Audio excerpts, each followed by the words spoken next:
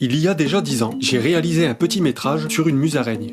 La musaraigne de ma cour, mettant en scène le chat du voisin, et Carbone, mon chien de l'époque. S'il y a bien un petit mammifère dont il n'est pas facile de prendre des images, la musaraigne musette. Plus récemment, j'ai pu tourner de nouvelles images d'une de ses semblables qui avait élu domicile près du tas de compost de notre potager. Faisons d'abord un peu de pédagogie, la petite voix, c'est à toi. La musaraigne n'est pas un rongeur. Elle n'est pas de la famille des muridés. Comme le rat, elle est omnivore. Son alimentation est principalement composée d'insectes, de limaces, chenilles et vers, ce qui explique sa présence au compost. Elle aime aussi les graines et se risque même parfois à chaparder les croquettes tombées des gamelles de nos animaux domestiques. En hiver, la musaraigne n'hiberne pas. Elle entre en torpeur. C'est une forme d'engourdissement profond, une léthargie. Sa cousine, Sorex araneus, subit le phénomène de Denel. N'ayant que trop peu de graisse pour hiberner, la baisse des températures incite son corps à puiser de l'énergie dans ses cellules. Ainsi, ses organes, ses chairs et ses os perdent en poids et en volume.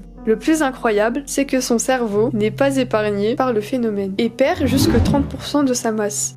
Autre fait étonnant, les jeunes musaraignes non sevrées forment une caravane avec leur mère, chacune tenant la queue du précédent dans la gueule. On aimerait vraiment filmer ça. Revenons à notre musaraigne musette. Afin d'obtenir suffisamment de proximité pour filmer quelques plans, j'ai déposé près de sa cachette des petites croquettes pour chiens, ou des croquettes pour petits chiens, comme vous préférez.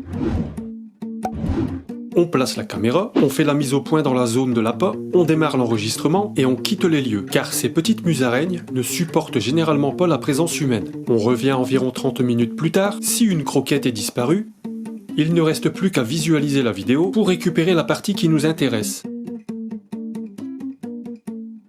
Si cela fonctionne bien, on peut perfectionner la prise de vue en rapprochant la caméra.